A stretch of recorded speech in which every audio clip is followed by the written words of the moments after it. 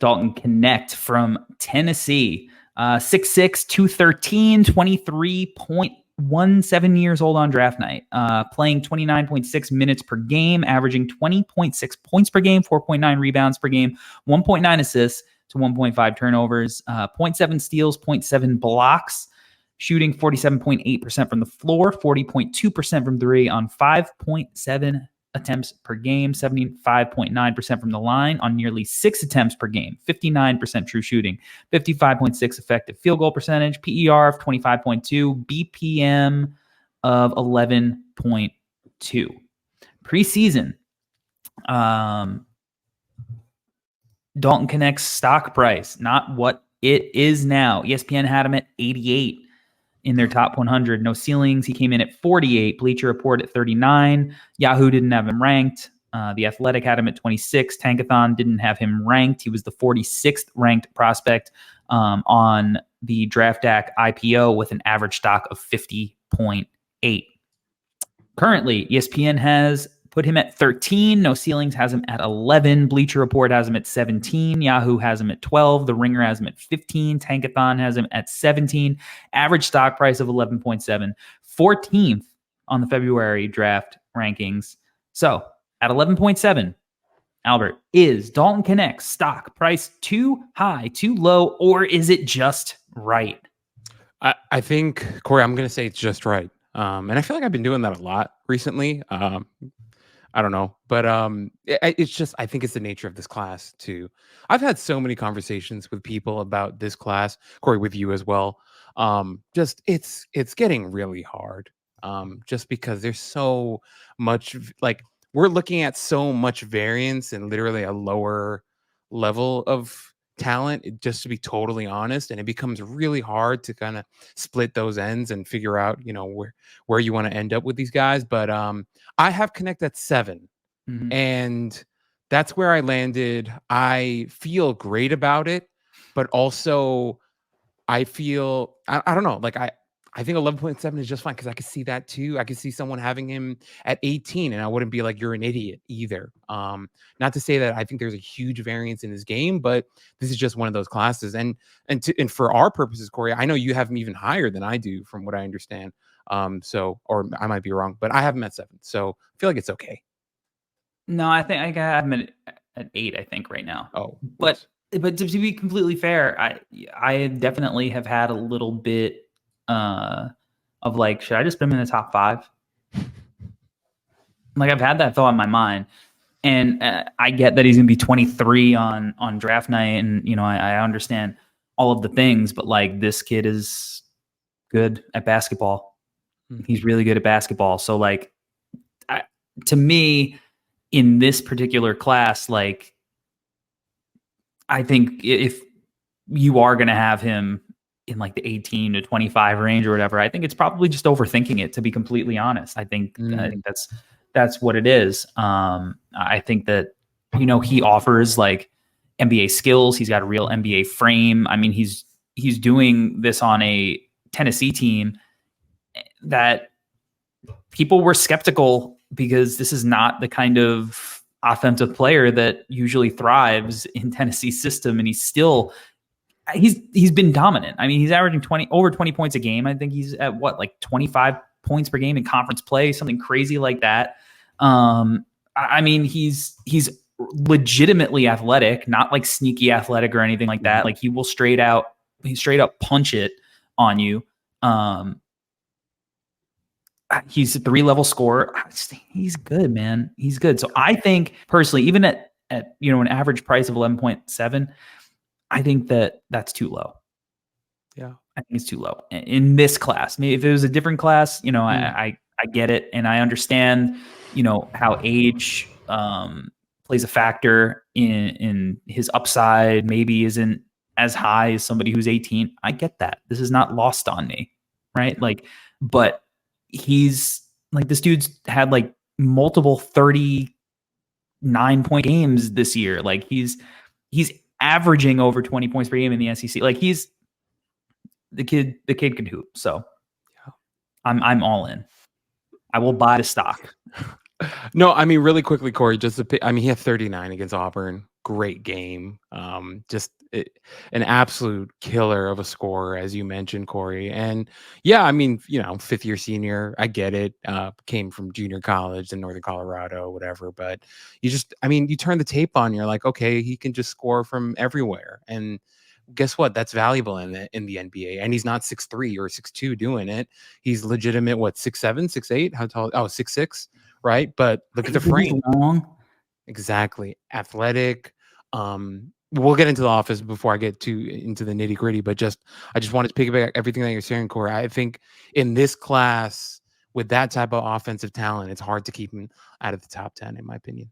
Yeah, and like I know he like kind of came out of nowhere a little bit, but like, dude, I watched him against Weber State last year, and I was like, yo, who is this dude? He is cooking Weber State. Like, so he was somebody that, the no ceilings, I think, was pretty early on. Definitely shout out to Maxwell for covering him, and no stones unturned. I was pretty high on him coming into the year as well. It's because it's like some guys you just watch it and you're like, that's gonna work. I didn't think it was gonna work to this extent. Mm-hmm. I don't think anybody did, but like he's running with the opportunity that he's getting. Yeah. And Corey, everyone right now in the chat's talking about, where he might end up. And God, just imagining him on like a contender next year, maybe even like as like a bench scorer or whatever, is really interesting. Or even he ends up on like a bad team and he's just like, hey, go out there and score a bunch for us, is exciting. So I'm excited to talk about his game because there are real layers to his game that we need to get into. All right, let's talk about it. I'm assuming we're, as we usually do, and with Dalton in particular, I think it's the right place to start. Talking about his shooting. So, talk to me about what you saw out of the shot with the film. First thing I want to say, Corey, aesthetically, not my favorite jump shot. I personally don't think it's the prettiest jump shot. I don't know what it is, right? I'm not going to get into the mechanics of it. I don't know exactly why. I don't love how it looks, but Yeah. I've been wrong with that before. I didn't like how Tyrese Halliburton shot the ball. Look how that freaking exploded in my face. Maybe I shouldn't say that. Look how I turned out with that take. Clearly I was wrong about that because, it went in all the time. So maybe I should have focused more on that. Aesthetically, I like the Reed Shepherd jumper better than Dalton, but Dalton, it goes in a ton. He's shooting 40% on threes. I think currently, let's see, he's taking how many he's almost taking 6 a game, 40%. He's had some really good ones against Auburn, went 5 for 8 against A&M, 4 for 9, 3 for 6 against Missouri. He had a cold night against Alabama the other night, 1 for 7. But just I like how the shot looks. I like that he's taken them off the dribble, off movement, hands in his face. He is the guy that defenses are keying in on, right? Every team is throwing their best defender at Dalton Knecht, trying to make his life hell every single night, and he's shooting 40% from 3. I think that means something, right? We talk about shooting, Corey. We talk about, okay, there are some guys who have really high percentages, but all their shots are coming off of wide open looks in the corner, right? That's not Dalton Knecht. He's a guy who's handling the ball a ton. Big usage with him. He's shooting it from all over the court. And as a three-point shooter, just talking about the three-point shooting, he's doing it, as I mentioned, right? Off the catch, off movement, off of screens, off of pin downs, everything. It's been great to watch, right? So it may not be the prettiest aesthetic shot that I love, but plenty good, man. And I have no problem with the shooting at all. Yeah, no, I agree. It's not like he doesn't look like Clay or Reed Shepherd. He doesn't have like the perfect like balance in his base and like have like the perfect elbow 90-degree angle bend, but like he shoots a consistent ball. It's a high release. He's got great follow through, and he can shoot with power without like elevating a ton. Yes. And he does it without having that like one motion shot that like Trae Young has, like, and that's why Trae, is able to pull up from 40 because he generates so much power with the ball, like a catapult. Like Dalton really doesn't have that, and he's still able to get, shoot it with range. But yeah, like you said, he shoots it at multiple levels. Like he's got the mid range bag, deadly when left open too. And when we're talking about him as a guy who is going to be playing off of star NBA players potentially, he's 50% on unguarded threes right now. That's pretty good. But yeah, he flies off screens, like he can come off flares. So he's more than just a spot up guy. Like you can use him and he'll even like come off movement and get to his spot in the mid range where he can then, kind of operate, post you and get to the little like mid post fadeaway that he utilizes. He shoots it off when he does the little mid range fader, like he can go over either shoulder. Most guys, most righties prefer to shoot it, a certain way, and he's able to go either way. So like he's versatile and how he's a really, really good, really deadly scorer that I think is just going to be a flamethrower playing off guys in the league. And then you add in the fact that he can also shoot it off the bounce, and it's like, oh, like this dude's gonna be a problem potentially, like down the line. There was one game, Corey, they were playing against Kentucky, and Reeves and Fierro were like all over him, and he was just eating it up. Like he embraced all of the contact, embraced all of the different things that they were trying to do and throw at him. And just to see, I mean, this is his first year playing for like Tennessee, right, a high major program, and like to see him doing this pretty like he just seems like he belongs, which is I think important, right? Like we're not talking about mechanics or numbers here. Like he just looks like a guy who's been there, done that, feels really comfortable, does not care what you're throwing at him. He's kind of ready for it all. And in a class like this, you should be taking a guy like that pretty high, especially because he's shooting it in all the different ways that we mentioned, but also like he's embracing the moment. He's embracing the opportunity. He's not shaken by any of it. And he's playing, in these big time SEC games, he's showing up for almost every single game, and he's putting up big numbers, taking on the huge offensive burden, as you mentioned, scoring from all three levels. A lot of fun, dude. Just so much fun. Yeah. And the consistency that you touched on is not easy. It's not easy to be consistent, and he's been really consistent putting that orange thing through the other orange thing. Also a good finisher, so not just a shooter, right? Like he is at, let's see, 61% at the rim overall. He is 58.1% in the half court. So like finishes at the cup, athletic, will put you on a poster. He's got 21 dunks on the year. He absorbs contact, finishes through contact. I feel like his touch is like okay. Like doesn't have like the jelly, like high off the glass all the time. But he's long and he uses like extension finishes, like he can Euro, like he's got the same foot, same hand stuff. The fact that he can also effectively finish, and like I think it's something that is going to be translatable again. Like it's just another tipping the cap to him and him as a scoring prospect. Yeah, Corey, just with his finishing though, something that I wrote here, I really like it. Really nice long strides going to the rim. I really like that a lot. And you see that with some of you see those where he's like getting into the lane, two-step, and then he's like, it's still not all the way at the cup, so he'll do like a little fade to the side, and it looks really nice. Kind of reminds you of some NBA guys who do that. Really good at protecting the ball, as you mentioned, Euro steps. He's good with that like high gather, right? Where he like kind of gathers it above the defender's head.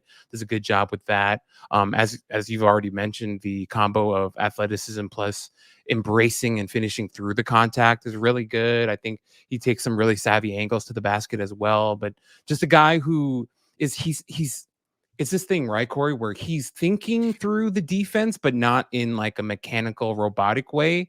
He's truly reading and reacting and doing that at a high level and at a pretty quick speed. So I like all of it, and some of his left hand finishes pretty good too. And also he's got these little hesitations. Some of the rip stuff, some of the head fake, hezzy stuff that he's got, which is really, really effective and gets him going to the rim. So not just a shooter, man. He's got some real levels to him on the offensive side of the ball.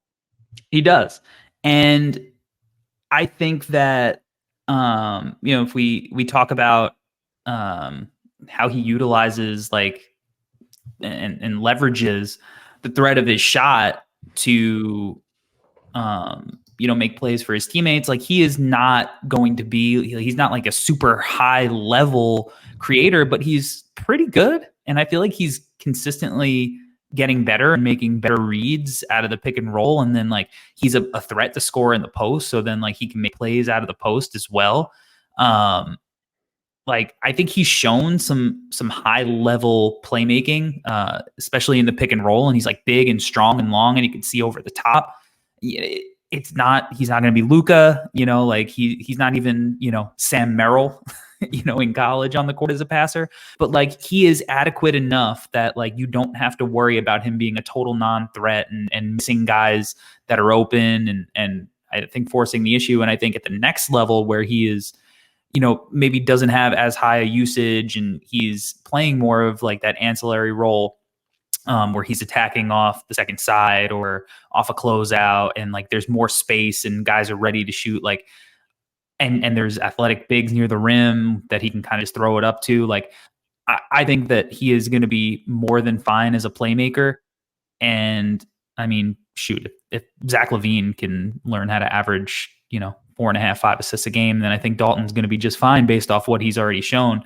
And, positive assist to turnover ratio, which is a good sign. So I think his feel is good.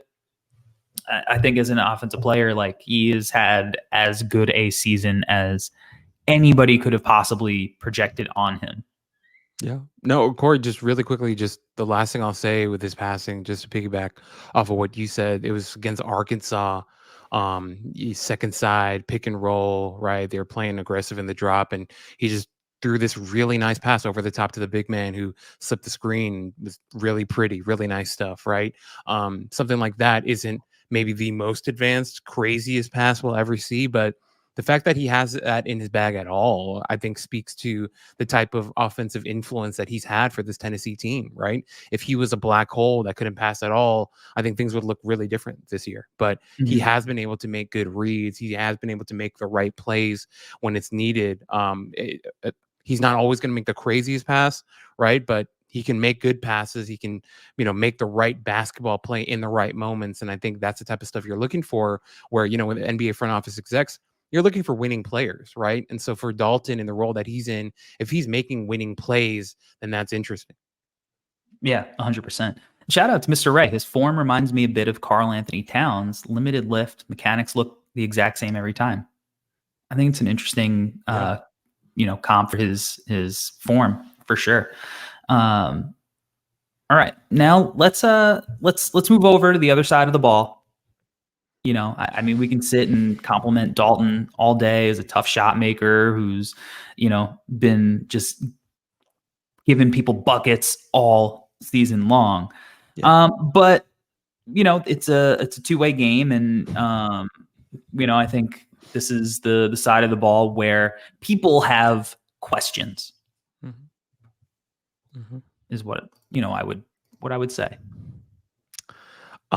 Corey, I could start. The first thing I want to say is, there are some moments where he really struggles to stay in front of people. A lot of different reasons for that, right? I think, and to be fair to him, the offensive load that he's carrying is insane, right, for this Tennessee team. So definitely. I want to throw that caveat in there, right? However, I mean, his footwork is not the best. I think he's not even as good as Furphy in terms of his lateral movement. There's some real galloping going on with him at times. That's kind of rough. Doesn't always get into a stance. Once again, fatigue could be a part of it as well. He sometimes gets just demolished by screens. And it's just like, sometimes it's like, have you never seen a screen before? How did that guy just, send you into another dimension? With some of the screen navigation with him isn't always the best. But I will say, there are more moments though. Wow, Mormons. There are some moments though when he competes. It's not like he's completely not trying out there, or he's like the worst defender on planet Earth. It's just that defense is just not his strength right now. I want to be as objective as possible. I had a scout tell me, he was like, I think he has no idea what he's doing on the court at times. Something that I noticed with him is he also can get caught ball watching a little bit.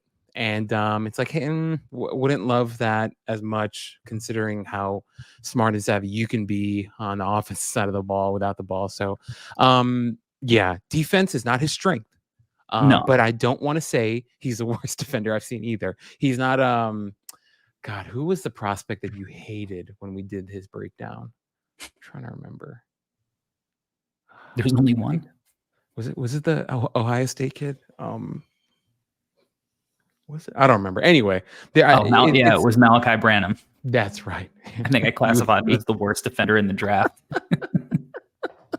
I don't think Knecht is Branham, but Knecht has some work to do on this side, Corey. Yeah, but he's also way bigger than a guy like Branham too. Correct. And again, like that physicality, that length, it's a good starting point, and is just the physical tools are just better. A better foundation to build on. Yeah. Foundation to give you more room for error. Nice. Yeah, so yeah, I think the problem with his movement sometimes, like defensively, like, and one, I don't think he plays defense with the same confidence that he plays offense with, right? Sure. So he's a little more tentative. He's not willing to be a disruptive guy on the, or I don't know if he's not willing, but he hasn't shown to be like a super disruptive guy on the ball, getting into guys, having active hands, making them think, making him, them feel his presence defensively, right?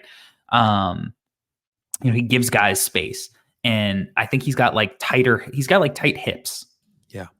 Some topping. Yeah, maybe not quite as bad as Obi's or as tight as Obi's, because Obi was like super narrow too. Yeah.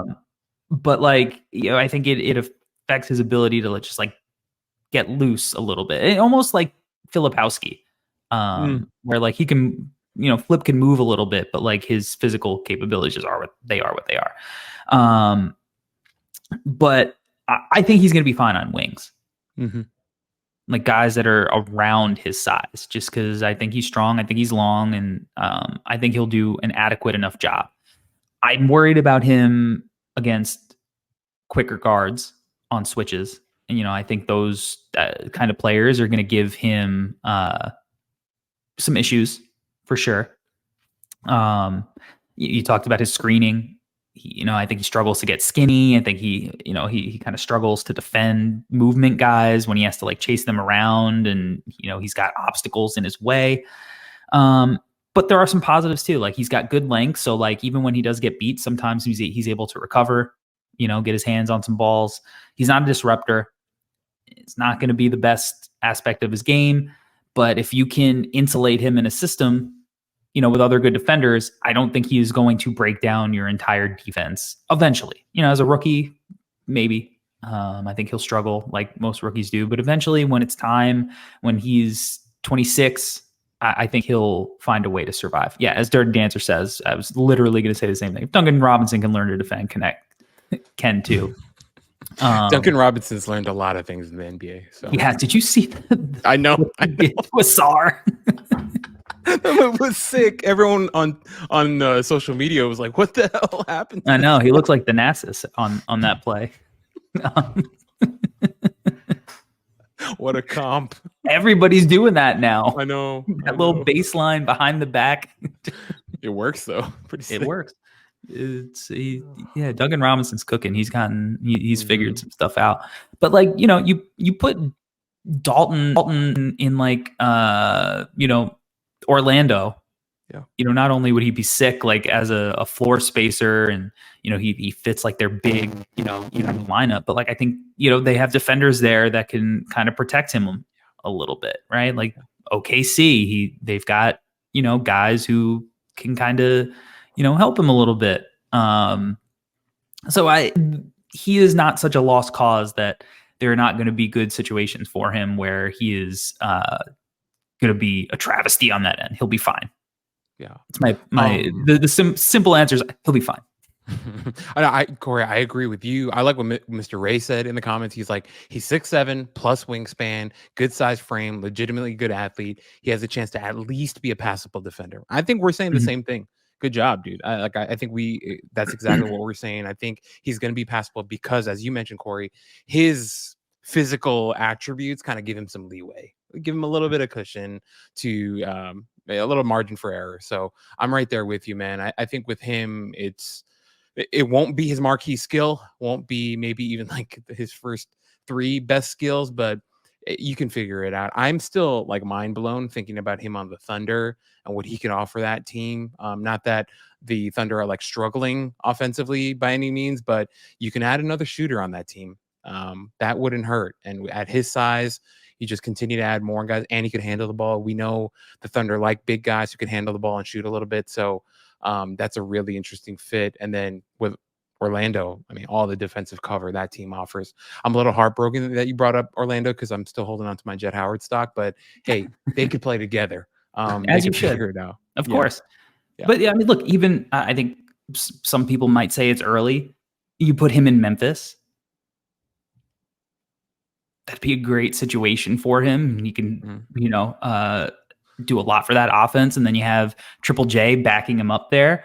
I mean, San Antonio, Wemby has been doing absolutely freakish stuff, right? Like, if they took him with their second pick, you got like one of your point guards or whatever with the first one, you get him with the second one, then you have Wemby, maybe Devin Vassell turns on the defense, more than he has been, trying to balance between doing that and scoring. Yeah. There's a lot of good landing spots for Dalton, even earlier in the draft.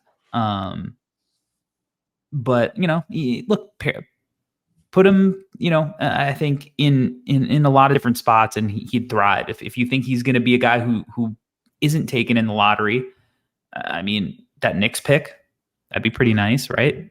Knicks have the kind of defensive infrastructure to kind of, do well with him. So, I mean, if he fell to 18, and that's where Philly is right now, you get Embiid back right next year. Like there's a lot of ways that you can, in a lot of situations that'll be good for Dalton because he's going to offer so much on offense. I agree. And also, like, we value him top 10, but Corey, who knows, right? Things can happen. Maybe who knows, NBA teams just don't see it the way that we do. I don't know. Maybe he ends up late lottery, teens, early 20s, and things get really, really interesting with him. But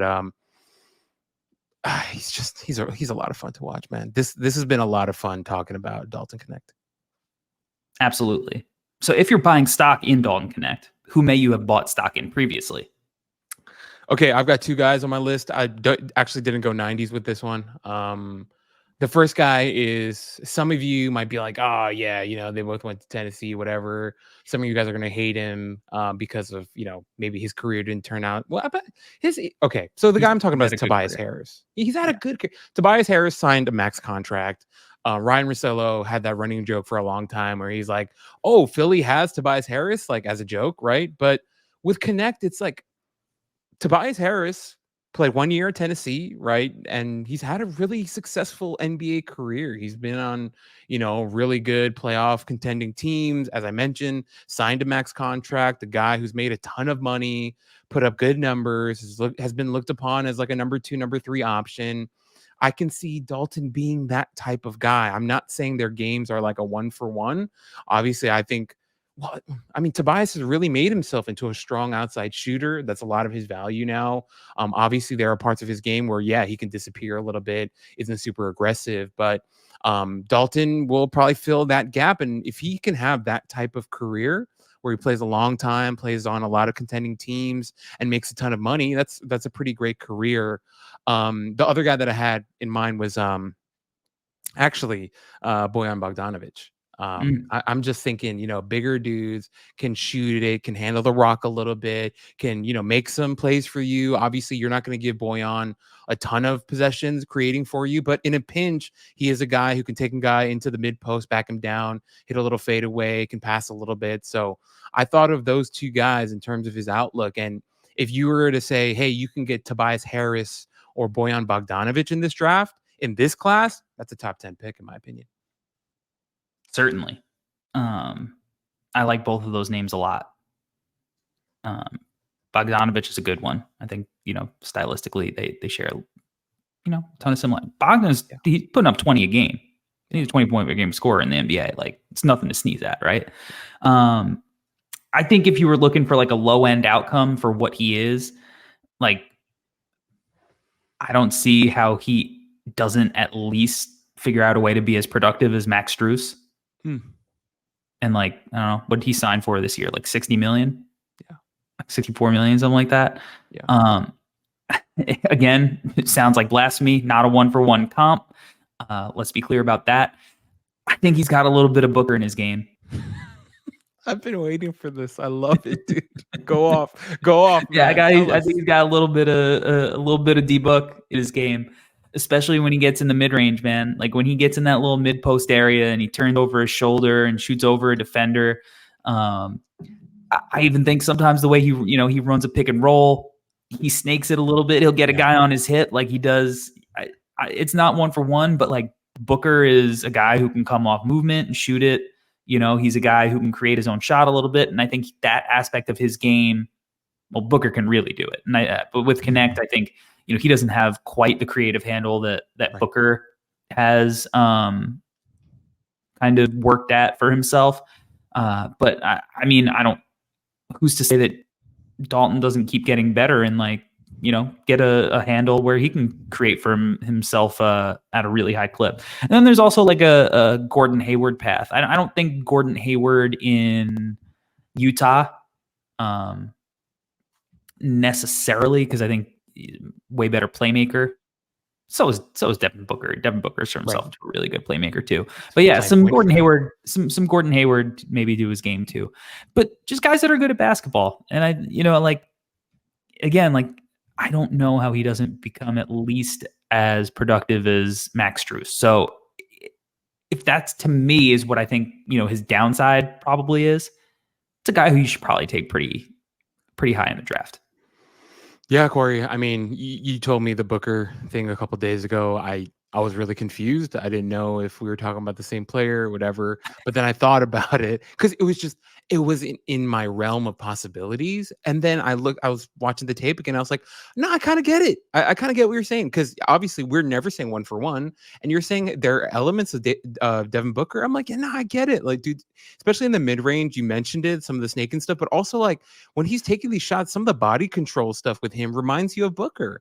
The way that he can fade a little bit either way, his body looks, completely in control on those jumpers. There's just this like assured confidence with him, with how his body looks and moves on some of these shots. So I'm with you, Corey. Obviously, neither of us are saying he's going to have Devin Booker's career or be the player that Devin Booker is, but those elements are there. Obviously, the creation stuff's not there. Booker's playing point for the Suns right now, but I mean, you get a 6'7" guy with some of the elements of the players that we mentioned. That has to be top 10 in my mind. I'm actually becoming like even more sure of my, having him in my top 10, just because just the names that we rattled off, those are really good players, man. And they're really valuable players, right? We talk about a guy like Bojan Bogdanovic on the Knicks, what the Knicks gave up to get him and how they viewed him, right? We talked about Max Strus, what he's done for that Cleveland team, what he did for the Heat last year. These guys are very valuable players that, make a ton of money in the NBA. And I see the same for Dalton. Yeah. Kid can hoop. And I'll pull some clips. I've already put together, clips. I'm still pulling more together, but, I'm going to do a prospect chemistry piece. And I think I'm going to do a few guys. So I think Dalton will be in the piece. Mark Sears, uh, will be in the piece, and Colin Murray Boyles will be in the piece as well. I think those are the three guys I'm going to focus on. But I pulled some clips that with Book and Dalton that look eerily similar in how they operate in certain situations. So you'll get them there, and I'll post them on the internet, social media as well. So all right, Albert, it's about that time. We're just going to do it for Dalton. Sure. I need you to sell me this pen on Tennessee wing Dalton Knecht. All right, when it comes to Dalton Knecht, the eval is not that complicated. You have a guy who's 6'7", athletic, NBA frame, a guy who's proven on multiple levels that he can put the ball in the basket. He can do it at 3 levels, can pass it a little bit. Won't be the strongest defender, but also who really plays defense in the NBA anymore? Just kidding. But Dalton's a guy that you should feel pretty confident taking in the top 10 in this class because you know what you're getting with him. It's clear. He's a really strong offensive player with room to grow. Don't worry about the age. Old guys come in and they play well. Why? Because 23 is not old. He can continue to get better. He can continue to work on his game. There's still a lot that he can add. And considering the foundation that he has and that he's going to bring with him into the league, you should take a bet on a guy like that to continue to grow and to get better and to be a really pivotal part of your team's success because of what he offers on that end of the floor. So if you like guys like that, you should grab Dalton Knecht with a lottery pick and feel pretty good about it.